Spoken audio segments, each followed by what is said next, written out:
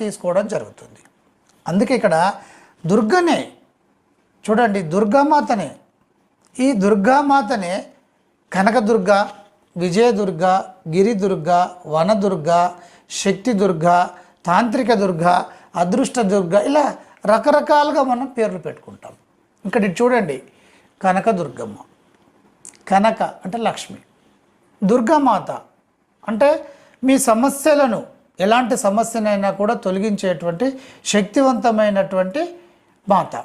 ఇక్కడ ఈ మాత ద్వారా మనము మన నెగిటివ్ ఎనర్జీని తీసేయమని అడగట్లేదు. ఇక్కడ ఈ సందర్భంలో మీరు అడిగినా అడగకపోయినా తన ప్రత్యేకత ఏంటంటే నెగిటివ్ ఎనర్జీని తీసేస్తుంది. కనుక ఎట్టి పరిస్థితుల్లోనూ మీకు నెగిటివ్ ఎనర్జీ అనేది ఉండదు, పైగా మీకు ఐశ్వర్యం అనేది ప్రాప్తిస్తుంది. ఇప్పుడు ఆంజనేయుడు ఉన్నాడు, మీరు ఐశ్వర్యం కావాలని ఆంజనేయ